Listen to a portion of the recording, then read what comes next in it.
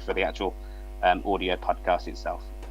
Okay, perfect. Is that all right? Yeah, and then we'll just chat about the news. Obviously, Imola at the weekend for F1 because we are an F1 podcast, and then hopefully within 20 minutes to 30 minutes, we'll be able to start talking to you about your career. Obviously, you've driven at Imola, haven't you? Yes, in Formula 3, a long time ago. But you know the track. Yes, I hope so. Cool.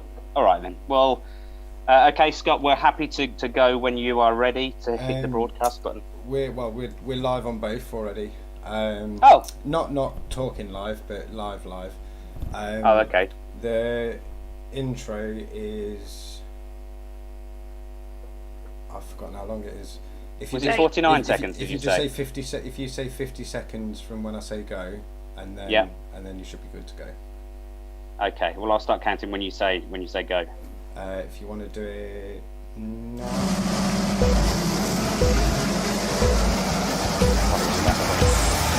I was going to say,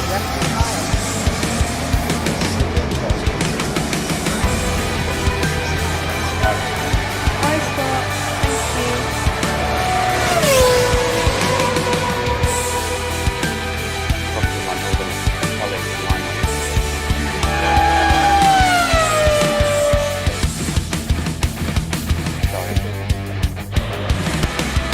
It's a cool background. Considering. Yeah, it's my driver room. In the front. I got the dates a bit wrong after the Literally straight off the track. preparing for tomorrow. Sorry. It's all right. Hello, Facebook and YouTube. We are now live for our live streaming of our podcast record. Now, we're recording a podcast which we do every single week. We're doing it a bit different now. We're going to live stream on YouTube and Facebook simultaneously when we're recording it. So you're going to get the warts and all podcast as it comes out with all the mistakes and everything that we make during the podcast. Hopefully there won't be too many. And then we will edit this podcast ready for the morning for all the audio listeners that want the polished, finished article. That will be edited and out on podcast streaming services everywhere tomorrow morning. So I'm going to introduce that, as it were. Enjoy the podcast itself. If you have any questions, by all means, fire them in the box in the comments, and we will try where we can to answer them if we can do a little bit later on at the end of the podcast. So here we go. Now we're just days away from the fourth race of the season. Will Ferrari have what it takes to dominate at home, or will Red Bull sort out their reliability issues in time for the weekend? We are the Everything F1 team, and over the next hour, we're going to discuss all the latest news that we've had since the last race. And of course, we're going to talk about the next race in Imola. We have also got a very special guest that I'm sure you'll all be excited to speak to and hear from that will be coming very shortly. But my name's James Tiller, and alongside me today from the Everything F1 team, we will have Cara. Hiya, Cara. How are you? Hi, James. I'm great. I'm very happy to be back. Good to see you. And we've also got Sophia. Hiya, Sophia. How are you? I'm doing well, thank you. And yourself? I'm very good. I'm excited for this one. We've got a great guest. I'm going to introduce that person now. So our great guest is none other than an IndyCar driver and GP2 2020 runner-up. I'm going to say that again. I told you you're going to get warts and all. None other than IndyCar racer and 2020 GP2 runner-up, Callum Ilott. I got there in the end. Callum Ilott, how are you doing, Callum? Are you okay? I'm good. Yeah, it's Formula 2 now, not GP2, so you've got to do it again, unfortunately. I'm older. That's my problem. So I'll do that again then. Right. So you're enjoying this YouTube and Facebook. So IndyCar and Formula 2 runner-up, Callum Ilott. Hiya, Callum. How are you? I'm wonderful. I'm at the track. We've got a test next 2 days on the Speedway Oval here at Indy. 220 plus miles an hour for the next 2 days. Today is just a prep day though. Wow. Okay. So for the fans of our podcast that might not know who you are, now I can't think there's going to be many that will, but can you kind of give us an introduction about who you are, what you've done in a kind of a brief 1 minute snippet? Okay, so I started karting when I was 7 at Rye House, the same track Lewis started that. Was karting all the way till 15, 16. spoke to Red Bull, was picked up by Red Bull in their junior team 2015, then spent 2015 to 2017 in Formula 3. I split with Red Bull after the first year, joined Ferrari in 2017, then did GP3 2018, finished third, then did Formula 2 2019 2020, finished second in Formula 2, and then was F1 test driver for Ferrari, F1 reserve driver for Alfa Romeo, and racing in GTs, finished third in Le Mans in 2021, and then this year IndyCar with Juncos Racing. That's a lot to unpack. I'm looking forward to unpacking that, and we will do that a little bit later on, towards the end of the podcast. But first, we are obviously Everything F1. You can find us on all our social media platforms. We're on Facebook, Twitter, Instagram, YouTube. We're also on TikTok now, and of course, you can find us on our website www.everythingf1.com. We would also love it if you subscribe to our podcast. It's on every single podcast streaming service, and if you click the subscribe button, you'll get all of our latest episodes in your earlobes as soon as they drop. And we do have some great guests, Callum being just one of them, one of the long list now that we've got coming onto our show. So we would really appreciate the subscription. And of course, if you could give us a 5-star review, that would be even better. Okay, so let's move into our preview of the weekend. We're looking forward to obviously our weekend in Imola, the Emilia-Romagna Grand Prix. See, I've said that first time without any problems. So Callum, we'll go straight to you. Yeah, you've raced previously at Imola, obviously in Formula 3. Was that you said earlier? Back in 2016. How do you find the track? Was it a good track to race around? Yeah, it's a bit of a roller coaster. Lots of, should we say, sequential corners. So like the first couple of chicanes there, you've got to focus on probably the second part of each of those corner sequences. Bit like a roller coaster as well, very up and down, lots of curbs. It's a good track, and in the F1 car, I imagine it's quite a tough one to get right. It's old school, isn't it? Lots of undulations, and yeah, it's certainly a fun track to watch. The cars, do you think the F1 cars are a bit big for that? It's obviously because it's a classic track. It's one of those ones that may be slightly narrower. Yeah, they're obviously very long now compared to like the 04, 05 cars. I think obviously they adapt the cars a lot with the new regs for this year. The cars are obviously a bit lower than they used to run, in a certain sense overall because of the hydraulic, no longer having the hydraulic suspension. I don't know. I think they'll handle it very well. I mean, they've got a lot of downforce, the ground effects back to like 1980s style. Yeah, we'll see. It should be good though. I think the only problem is the overtaking. So this may be a track where we'll really see the difference in the specs of overtaking and floor dynamics and stuff like that. Yeah, absolutely. Yeah, so it's also a sprint race weekend, which is worth noting. Yeah, true. The format is going to be completely different to what we're expecting. It's the first sprint race of 3 this year, so that means free practice 1 is going to be on Friday with the quali in the afternoon on Friday. And that means there's free practice 2 on Saturday and the sprint on Saturday. Which what are your opinions on the sprint, Callum? Are you a fan of the sprint? Obviously, maybe you took part in sprints during your time in F2. Yes, it was the other way around though. We did our main race, and then the sprint race was the next day actually, with the reverse grid. So it's a bit of a different concept. I don't mind it as long as the poleman is the qualifying poleman, not the sprint race pole, because that just messes with it. Yeah, it is quite messy, isn't it? Yeah. You did break up a little bit, but it's fine. We got most of it. Perfect. But yeah, it's an interesting kind of timetable, obviously, for the weekend. Some people loved it last year. Some people didn't like it. They have messed with the format a little bit to make sure it's a little bit better. So for this year, there are going to be points up until the 8th place. It's like the classic F1 points from back in the early 2000s and whatnot. So more points on offer, more teams maybe trying to push actually during that sprint rather than kind of sit back and just save themselves for the main race. Well, okay. Cara and I. Sorry. Go on, carry on, Sophia. Well, just looking at how the points are as well, even if whoever takes fastest lap gets podium and wins in the sprint race cannot beat Charles Leclerc in the Drivers' Construction Championship, he will still be ahead by 1 point. So that's also quite an interesting one. Even with the extra points being on the table, it's still not going to catch him up as much as how we thought about last year with how 1 point made a difference. Mm-hmm. It's going to be quite an interesting one for the next 3 sprint races for sure. Yeah, because his the difference in points, his lead is very good at the moment. He's got a very dominant lead. In fact, he could be winning the Constructors' Championship all by himself, which is quite an amazing feat given where Ferrari have previously been and where they are now this year. Cara, are you looking forward to the weekend in Imola? I am. I mean, controversially, I've always been a huge fan of the sprint race because obviously last year we spoke about it on the pod, and some of you old school guys are like, no. It's not, and I think, do we have Mark Gallagher on? And he was like, no.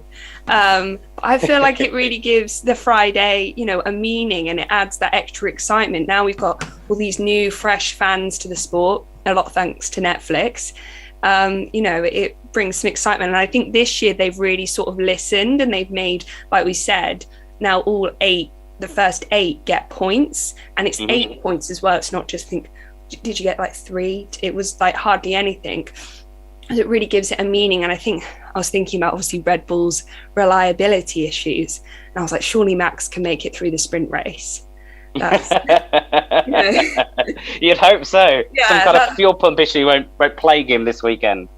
Yeah, that'll be the big test. But yeah, no, I'm really looking forward to Imola. I think with Ferrari's pace at the moment, quite literally, you can't be excited for them to be in front of that home crowd. Hopefully, if they got a 1-2, they would be almost running away with it at this stage. But I think, like we've said, it's exciting with the new regulations as well. Hopefully people will be overtaking. And in some ways, you're like, yes, you want that Ferrari 1-2, that excitement. But also, you don't really want anyone to be running away with it this early in the season. That's what made last season so exciting. It was constantly back and forth. So despite sort of laughing at Max's tantrums and Christian Horner, maybe I do want Red Bull to sort it out and get back into it. Yeah, Callum, are you excited? Are you enjoying watching the Ferrari dominance this year, or the Ferrari competitiveness? No, I guess is the better way of putting it. Obviously, as an you're still part of the Ferrari young guard. I'm still involved on a sub level. It's complicated, but in the long run, I'm still involved. So it's great to see them still showing what they can do and all the work over the last 2 years, probably going into this year. The only issue is I've been racing pretty much every weekend that they've been racing, so it's hard to keep up with all the sessions. Obviously, I'm a bit of a highlight man more than a whole race at the moment with the time, but no, it's been great to see. And yeah, they've I mean, Bahrain was close. The Red Bulls were obviously pushing a lot till the end, but to see the outright pace that Ferrari can pull out when they need to is impressive. It is, absolutely. Did you get to kind of go in the simulator or anything for that car, or was it always kind of previous cars? No, I've tried it. It's interesting, how these things develop. But obviously, it was quite. I think actually, if you look at it now, it as a general perspective, it looks faster than maybe what the previous versions of the 2020 regs, 2021 regs were. But it's impressive to see how these things evolve, and when they actually come to the track, how much has gone into it. Simulators are always questionable in some ways, and you have to back it up with the real world data, and it's cool to see it now backed up and how fast it is. Yeah, it's certainly the dominant car this year, and Charles Leclerc has certainly sat behind that wheel. He feels very, very comfortable in that car. Except for the porpoising. Yeah, the porpoising, but Ferrari isn't as bad as some of them, at least. No. Of course, in a general perspective, though, that's not a nice feeling to have down the straight. It's very repetitive and it's very bouncy, so you kind of get in the rhythm of it. But it's not a nice feeling to have. But that's the way it is now, and hopefully they can make it better. Have you experienced that sort of kind of bumpy, maybe on bumpy tracks or whatever, that you've had the similar experience? In some cars, yeah, not because of the downforce so much, just because of the effect of porpoising with a kind of, should we say, resonant frequency of a damper or something like that with the way the track works. Yeah. Uh-huh. Yeah, well, it must be off-putting, certainly. I love a lot of the memes that have come out because of it, and video memes that put into rock music and stuff like that. I find it quite entertaining, but that's my childish mind, I guess. Let me run down the vital statistics for the weekend at the Emilia Romagna Grand Prix. The circuit length is 4.909 kilometres. We're going to have 63 laps, which makes the total race length 309.049 kilometres. Lots of very important statistics there. Current lap record is held by the 7-time world champion Lewis Hamilton, and he got that in 1 minute 15.484 seconds in 2020 when he got that lap record. Now, last year's winners, the podium was Max Verstappen was first, Hamilton was second, and Lando Norris was third. I'd like people to make some predictions. Are we going to get a similar podium this year, or do you think it's going to be completely mixed up? Are we going to see Ferrari on the top step? At home, you kind of favour them in this sense. So I'm not. I don't want to lead you all. So I'll go to Callum first. I'm going to put you on the spot. Who do you think is going to end up on the podium this year? Have you spoken about the weather? We haven't yet, have we? No. It's that's a very good point. Have a look at the weather before you make any predictions, because I think that's going to mix it up. It could be the leveler, couldn't it? Yes. There's rain. Yeah. What Callum is alluding to is there's rain on the cards for the weekend in the Imola Grand Prix, the Emilia Romagna Grand Prix. So yes, it could be the great leveler. If I was going to go off of that, I know Ferrari was strong in pace relative to normal last year there, so I would go again with those, but I might mix it up and say Carlos maybe takes it, just to be a bit different. And then P3, I don't know what might be good in the wet there. I might mix it up and go an Alpine or something. Good, yeah. Good in the rain. Yeah. That's my guess. I don't know which one, but one of them anyway, so 50-50 on that. Okay, Sophia, we'll go to you. Who do you think is going to 1, 2, 3? Oh, okay. So I think it will be Charles, P1. I think I would love to say Red Bull, maybe Perez, and then Carlos Sainz in third.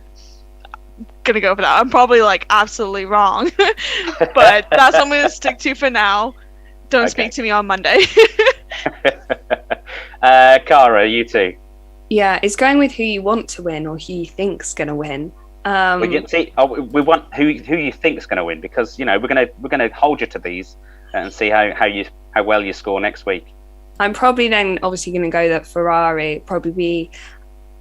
Because we were speaking to Alex Legui, I've got now really want Carlos Sainz to be up there, so I'm going to copy and go Carlos, Charles, and then probably Verstappen. Like I say, if he can make it to the end, yeah, he'll be on the podium. And do you know what? I'm going to go completely different. I'm going to say that Max Verstappen's going to come out strong after obviously he's upset last week with the failure, the last race at the failure. Sorry. So I think the Red Bull's going to win the race. He's going to have an upset to Tifosi. Sorry, Tifosi, any of you listening, but I think he's due, and he's due a dominant weekend, or at least a competitive weekend at the front. I think it will be him. Then I think it will be Charles, and then I'm going to go for someone random. Let's go for a McLaren, because they looked okay, track specific in Australia. So let's put Lando Norris back on the third step of the podium, just for some fun. Okay, let's move on to other teams. We've spoken a lot about Red Bull. We've spoken a lot about Ferrari. Mercedes, Callum. They've had a bit of a poor start to the year. Obviously, the car wasn't ideal for them, but it's the first European race. They're gonna. I think they've said they aren't bringing many updates to Imola, but it may be over the next couple of races. Can you see them kind of getting on top of their performance issues? In the long run, for sure. I remember watching them beginning of last year at Bahrain in the testing, and the first couple of days, or the first 2 days, it really looked like a struggle to drive the car, and it was amazing how quick that they ramped it up and managed to fix the issues that they have. Now, of course, it's a bit more of a fundamental, so it takes a bit more time, and you have to kind of wait for these upgrades. For sure, they'll be making the car better and better in the process before these upgrades come. But I think if any team's going to do it, they're probably one of the best teams to fix it and solve it. So yeah, whether it's now or it's when they've brought all their upgrades, I think they would do it and they'll be back on pace. They're definitely the team to do it. We do need a third team, don't we? Especially with the unreliability. Which, on one hand, you're like, yeah, they're playing the long game, but then the races do start coming, and the sooner they figure this out, hopefully the sooner we'll be seeing results. So, but like we said, we kind of have got a third place team, because you can have the fastest car in the world, but if it can't make it to the end of the race, like Red Bull, then what's the point? But I think all of us, probably being British as well, we'd like to see McLaren coming back up, and there was some hope last weekend with them both getting into Q3. But even Lando himself was sort of kind of claiming it was some sort of fluke, that it was because the track suited them. And then you think, is Imola kind of similar to Australia? But I think McLaren have really invested in this, and they've hopefully got some really good people behind them, and they can bring some progress this season, because Ricciardo and Norris are just some of the two most likeable drivers, and I think there was so much excitement in testing that McLaren were going to be really competitive again. So I imagine most fans are really longing for that. Yeah. Well, McLaren and Mercedes both have had the issues in the first couple of races. Obviously, they did look a bit better in Australia. Callum, actually, I'm going to ask you this question: would you rather have a car that was competitive but maybe unreliable, like the Red Bull, or would you rather have a reliable but not as competitive Mercedes? We asked this question to our fans the other day, just after the race, and it was quite level. But what would you say? It depends if you want to win races or championships. It depends really on how specific we're getting. But I think let's talk about Red Bull and Mercedes as they are now. Would you rather be sitting in the Merc, or would you rather sit in the Red Bull? Well, if you're Red Bull, you have the luxury of solving hopefully a simple problem. Your car's not slow or is faster, but you just need to solve your reliability issues, which sometimes is easy, sometimes is a lot more difficult than it looks like. Whereas Mercedes, you've got a longer haul kind of problem-solving issue of making yourselves faster, which is a lot more of a difficult starting point. But a car that is reliable to a certain extent, or is reliable for now.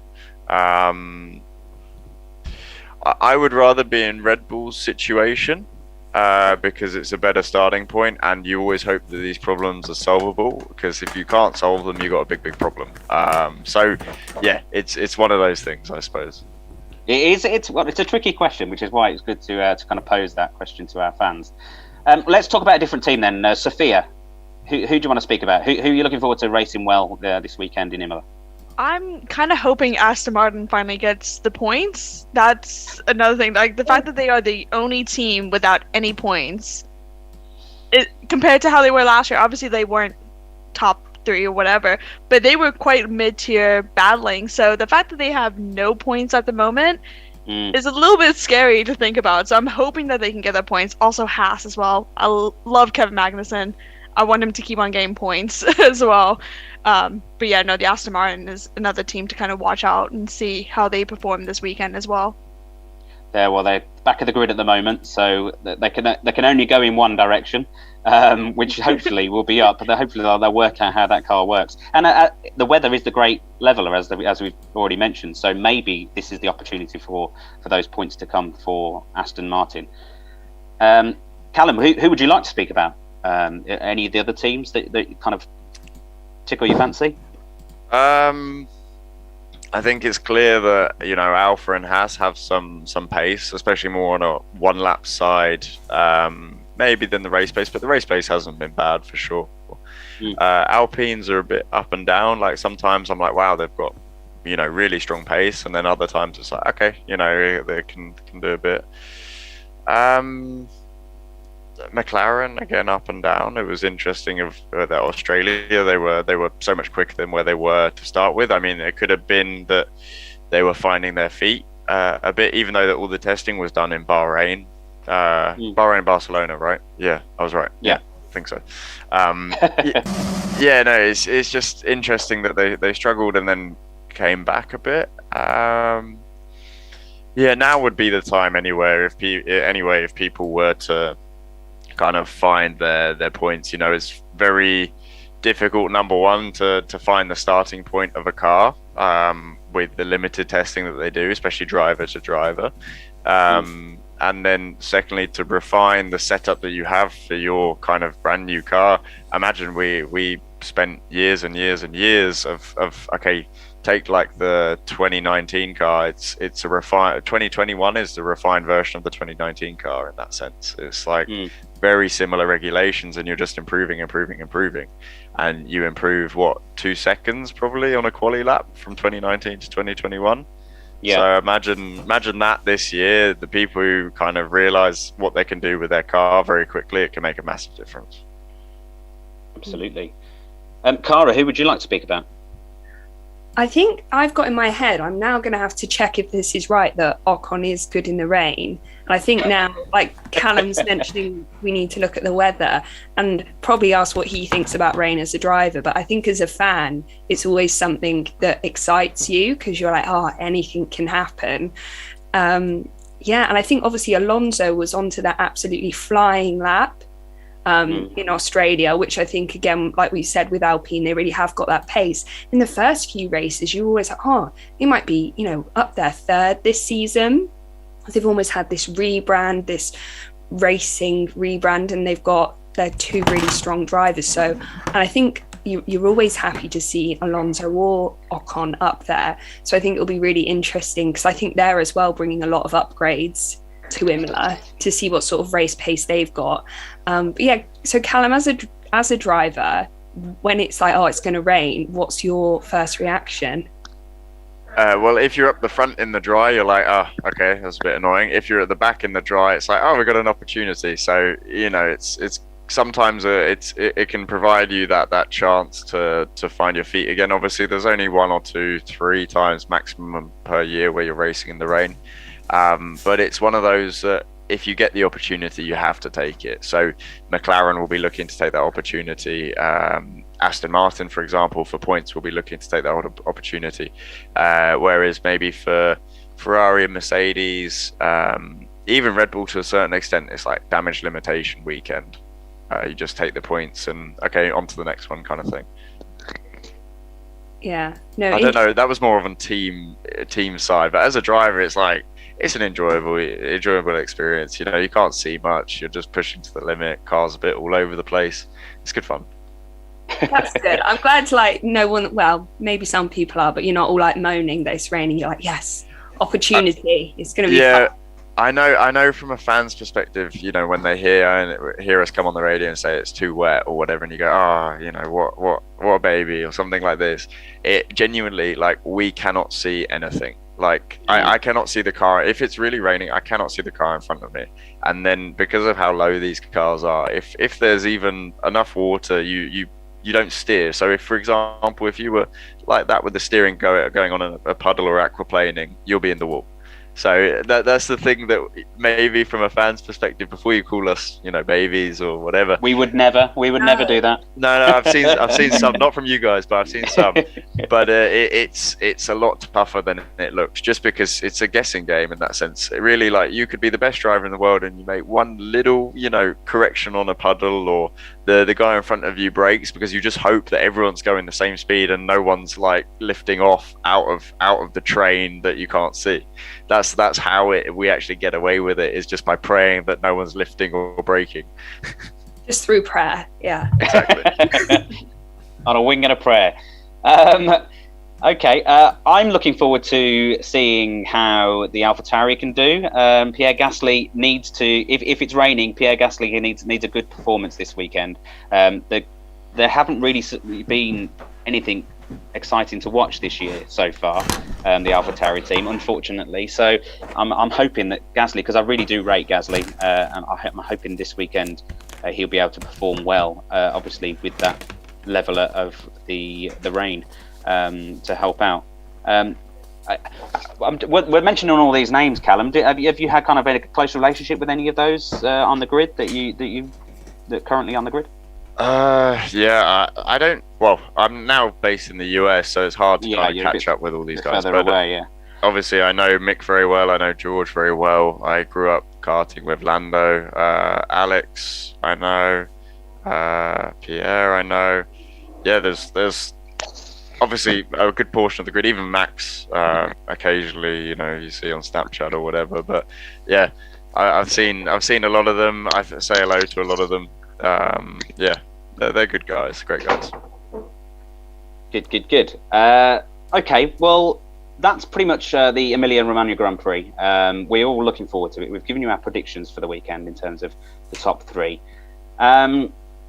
Let's talk about the news that's dropped over the week. Some news that had dropped today. Unfortunately, Charles Leclerc had his watch stolen from him this weekend. Well, during the day yesterday, while he was on a kind of a publicity tour. So there was a big kind of hustle and bustle, and he lost his £320,000 Richard Mille watch, which is a shocker. The last time something like that happened, it was Lando Norris, and it was the Euros at Wembley this year. It's a shame that obviously he has to go through that, but they're insured. It's news. We have to talk about it. But it's a good advert actually for Richard Mille, isn't it? Because it gets the name in the news. So whereas it's going to cost them quite a bit of money, I'm sure they're not kind of too worried about it, because it's going to get their name out there all over the place.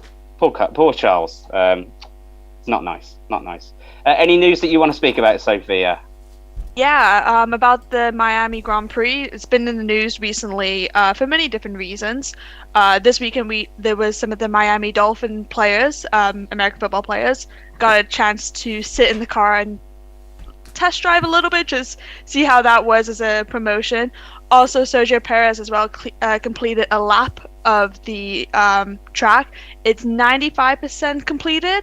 However, other news is that there's currently a lawsuit taking place in regards to the residents against it due to noise, to which there's actually some permits not filled out yet. So it's kind of in a limbo position whether or not it's going to happen. Pretty much the residents are complaining, saying it's going to be like a chainsaw is going next to you for the whole weekend. So pretty much the judge is saying you can either stay at home, put some earplugs if you go out. Like that's how the vibe is right now. That's coming from the reports, is because they have a 10-year contract as well. I can imagine there's a lot of money going into the local kind of establishments to make sure it does go ahead. So I'm sure they will want to keep their money and just kind of do what they can. Are you looking forward to the Miami Grand Prix, Callum? That's coming up soon. I'm going to it, so I hope so. Oh wow, good. Yeah, no, it'd be good to go there, good to catch up, good to see what the event's like. I heard that obviously we have no idea about the race, but the actual event will be amazing. So it should be a good spectacle, good fun for everyone going there, and hopefully the residents enjoy it instead of complaining about it. I can imagine there will be some that won't enjoy it, but that's life. You do some things you don't like, you've got to get on with it. Maybe just give them free tickets to try to keep them quiet. Yeah, I mean, looking at the price of the tickets, I hope that would keep them happy, but you never know. Wow, they are expensive. It's probably the most expensive race on the calendar, actually, isn't it? I think it was certainly one of them. Looking at the prices. Las Vegas will change it, though. Las Vegas will be the most expensive as well. You think? Yes, but there's lots of infrastructure around there to keep everyone happy, so it shouldn't necessarily need to be as expensive. Whereas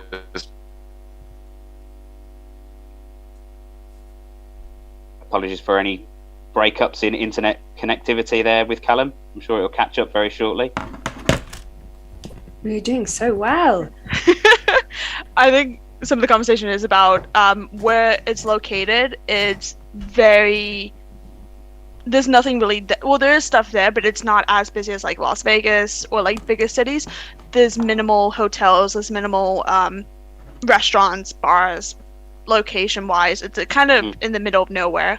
You have to drive out, so obviously parking will be an issue for that. But yeah. Sorry about that. It's fine. He's back. He's back, everyone. We kind of carried on what you were saying in terms of there's the Las Vegas scene will have lots of kind of casinos going on, lots of entertainment going on. Something like that, yeah. Which is what you were getting at, I think. And Miami's got a lovely beach. Yes. Very far out. Very far out from the stadium as well, which is... But again, like I said, it's in the middle of kind of not much to do. I mean, I've been there to Miami and see the difference of it. Not since the track's been announced, but F1 is the show, though. That's the thing. That's what people are there. There's going to be stuff after the racing is on. They're going to put on a performance, I think, to entertain the crowds. I'm looking forward to it. Another news. Well, it wasn't news. It's a rumor flying around that Carlos Sainz has signed a new contract, and it's going to be released the end of this week or during the weekend. At Imola, that he signed a contract till 2024. Now, obviously, it's only a rumour at this point and conjecture. We've seen these floating around, obviously, on Twitter or whatnot. But it sounds very, very feasible. Carlos Sainz does seem like he fits in with the Ferrari team. He's certainly performing well enough and not struggling to kind of control that car. Callum, can you see that being the go ahead for the contract for Carlos Sainz? Even if I knew, I couldn't comment. So that's a no-go, unfortunately. Okay, well we won't push you then. But I can see that being, certainly doable. It's certainly likely. I think. Cara, can you see Ferrari holding on to Carlos Sainz for another few years?